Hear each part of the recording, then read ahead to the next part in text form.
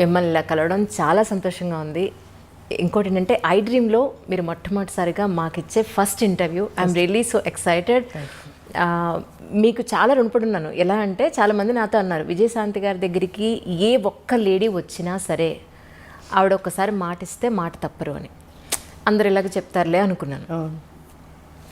నాది ఒక చాలా చిన్న పరిచయం. యాక్చువల్లీ నేను మీకు గుర్తున్నాను అనుకున్నాను. సరిలేరు నీకెవరు షూటింగ్ అప్పుడు కలిసాం, మీరు నన్ను అడిగారు. Yes ma'am. సో అప్పుడు అడిగింది ఇప్పుడు కుదిరింది. నిజం మ్యామ్. నాకు ఎంత సంతోషం అంటే మా లాక్డౌన్లో మీ డోర్ కొట్టి మ్యామ్ ఇంటర్వ్యూ ఒకసారి గుర్తు చేద్దామని వచ్చానంటే మీరు ఇక్కడి నుంచి అంజలి నువ్వు నాకు గుర్తున్నావు, నేను నీకు ఇంటర్వ్యూ ఇస్తాను, మాట ఇచ్చాను, ఇస్తాను అని అన్నారు. మాట ప్రకారం అలాగే నిలబెట్టుకున్నారు. Thank you. నాకు ఇప్పుడు అనిపిస్తుంది ఏంటి అంటే మీలాంటి వాళ్ళు కదా నిజంగా రాజకీయాల్లోకి రావాలి. మాట ఇచ్చారు అని అంటే అది నిలబెట్టుకునే మనుషులు కదా రాజకీయాల్లో ఉండాలి. But really ma'am such a great meeting with you. Thank you. చాలా చాలా సంతోషంగా ఉంది. అది నేను నా సంతోషం చెప్పలేకపోతున్నా ఒక్క మాట. మన ఇంటర్వ్యూ మొదలు పెడతాం, ఇలా ఇంటర్వ్యూ మొత్తం పూర్తనే ఉంటారు. Really ma'am. మ్యామ్ యాక్చువల్లీ మీ లైఫ్ని ఒక 3 పార్ట్స్గా తీసుకుంటే, ఒకటి మీ పర్సనల్ లైఫ్, 2 సినీ రంగ ప్రవేశం, 3 రాజకీయ జీవితం. ఈ మూడింటిని ఐ డ్రీమ్లో ఒక బయోగ్రఫీ లాగా కమింగ్ జనరేషన్స్ ఎప్పుడు ఆల్మోస్ట్ యూట్యూబ్లో 100 సంవత్సరాలు ఉంటుందట.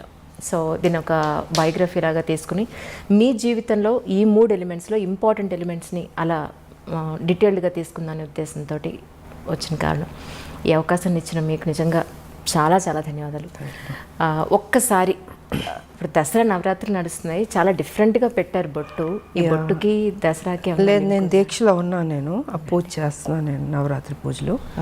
సో కొన్ని పూజలు అంటే నేను డెఫినెట్గా నేను చేస్తూ ఉంటాను. సో ఇది నవరాత్రి కాబట్టి అమ్మవారికి ఆ దీక్షలో ఇంకా చేస్తున్నాను నేను. ప్రశాంతంగా ఉంటుంది మాకు, అంటే మార్నింగ్ అన్ని పూజలే ఉంటాయి కదా మాకు.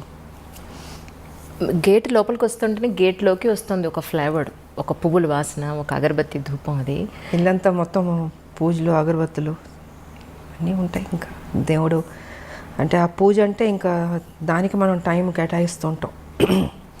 కాకపోతే రాజకీయం మాకు ఉంటుంది, తప్పదు. సో దేవుడికి ఇవ్వాల్సిన సమయం ఆ సమయం నేను ఇచ్చేస్తాను. మార్నింగ్ నేను ప్రశాంతంగా ఉంటుంది ముందు. ఈ అంటే పర్టికులర్గా ఆ బుట్ట అలా పెట్టడానికి కారణం ఏదైనా ఉందా అండి? ఏమో నాకు తెలీదు. దేవుని దండం పెట్టుకున్నా అలా పెట్టేస్తాను అంతే. ఇలా పెట్టాలి అలా పెట్టాలని ఏమి ఉండదు. అది ఆ పూజ చేసినంతసేపు స్వామిలో ఆ లీనమైపోతున్నట్టు ఉంటుంది.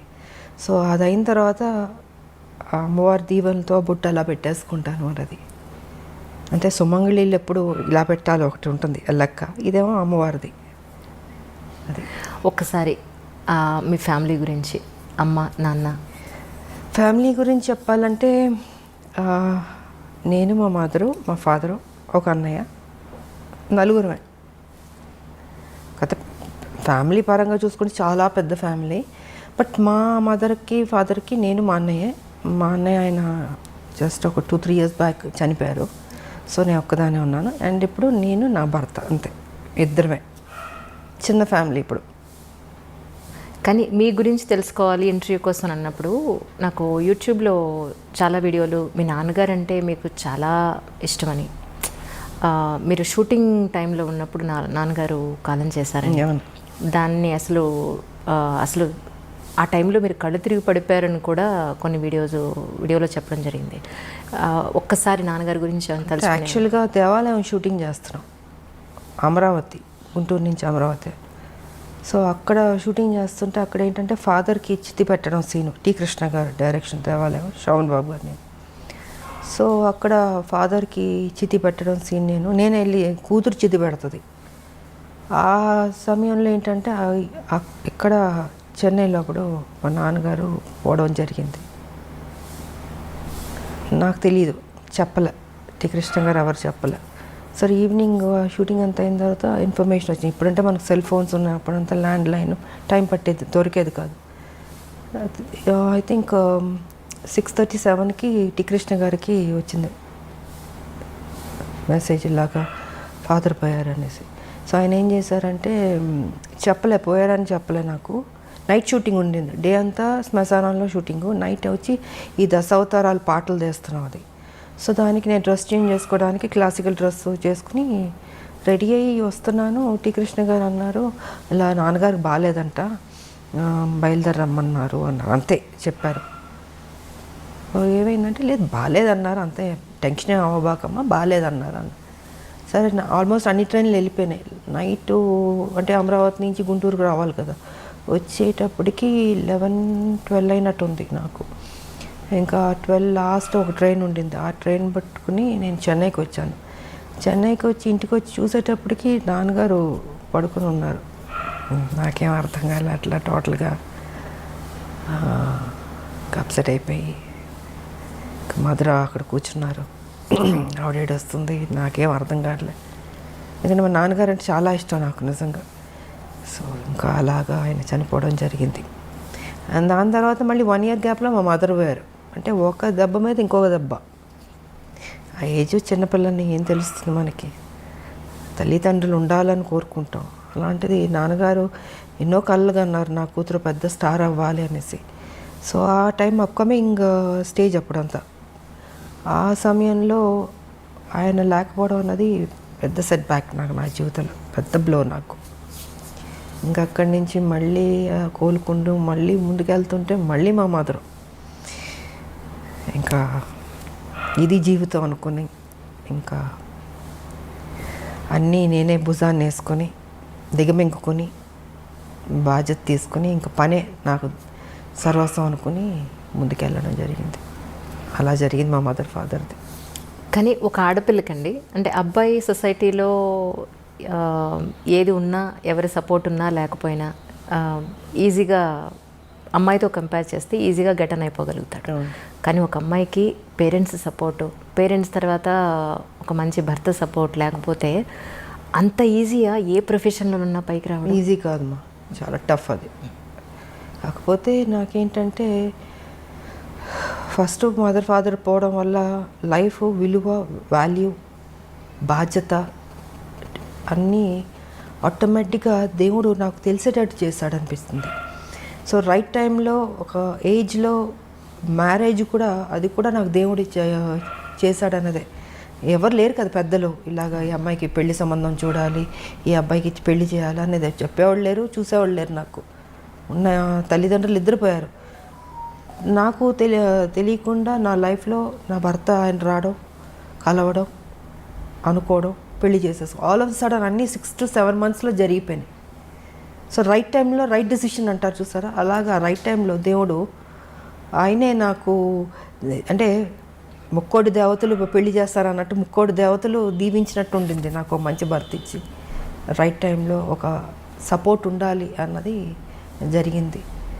సో లైఫ్ ఇదైంది. బట్ ఆడపిల్లలకి ఎప్పుడూ తల్లిదండ్రులు ఉండాలమ్మా. కొంతమందికి స్మూత్గా వెళ్తుంది, కొంతమందికి టఫ్గా ఉంటుంది. సో నాకేంటి అన్నీ దెబ్బలే కదా జీవితంలో, అన్నీ స్మూత్గా ఎప్పుడు లేదు నా లైఫ్. అన్నీ టఫ్గా దెబ్బలు తింటూ నేర్చుకుంటూ ముందుకు వెళుతూనే అనుకున్నది సాధించాను. కాబట్టి మా ఫాదర్ ఒక కోరిక నేను నెరవేర్చాను, పెద్ద స్టార్ అవ్వాలన్నది. దాని తర్వాత మా భర్త సేమ్ అదే బాధ్యత ఆయన తీసుకుని, ఆయన కూడా అక్కడితో ఆపలే. పెళ్ళైన తర్వాత ఏదో ఇంట్లో కూర్చోబెట్టడం లేదు, ఆయన కూడా ఆ బాధ్యత తీసుకుని, ఆ టాలెంట్ ఉన్నవాళ్ళు ఇంట్లో ఉండకూడదు అన్నది ఆయన ఆలోచన కూడా. సో ఆయన కూడా దాన్ని అలా కంటిన్యూ చేసి మీకు కర్తవ్యం అన్నది ఆయన ప్రొడ్యూస్ చేసి, సో ఒక హీరో ఇమేజ్ తీసుకొచ్చింది మా భర్త.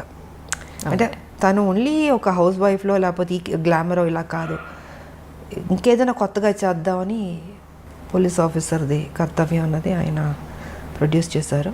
ఇంకా దాని తర్వాత లేడీ అమితాబ్, ఇవన్నీ వచ్చినాయి. అండ్ ఓసే రామలం అదే పెళ్లి చేసేసుకున్న తర్వాత ఇంట్లో కూర్చుని ఉంటే కర్తవ్యం ఉండేది కాదు, ఓసే రామలం ఉండేది కాదు, ఆ హీరో ఇమేజ్ వచ్చేది కాదు. సో క్రెడిట్ ఐ థింక్ మా హస్బెండ్కి ఇవ్వాలి నేను. జనరల్గా మనకు ఉంటుంది, చాలే పెళ్లి చేసుకున్నాం సెటిల్ అయిపోదాం అనుకుంటాం, కానీ అలా అనుకోలేదు. ఇంకా అది కూడా కాదు, దాని తర్వాత మళ్ళీ పాలిటిక్స్ కూడా నా మనసులో ఉంటుంది మనకి. కాకపోతే అవన్నీ జరుగుతాయా అని ఒక డౌట్ కూడా ఉంటుంది. కానీ వెనక నుంచి సపోర్ట్ చేసి ముందుకు నడిపిస్తూ ఈ దారిలో వెళ్ళు, ఈ దారిలో నువ్వు చేయి, నీ డ్యూటీ నువ్వు కరెక్ట్గా చేయి, ఆటోమేటిక్గా అన్నీ సర్దుకుంటాయి, మంచి జరుగుతాయి అన్నది ఆయన చెప్పింది. ఇంకా అలాగా కానీ ఒక విమెన్ ఏ ఇండస్ట్రీలో ఉన్నా సరే ఆ, ఒక ఇమేజ్ తెచ్చుకోవడం, వాళ్ళకంటూ ఒక గుర్తింపు తెచ్చుకోవడం అనేది చాలా కష్టం.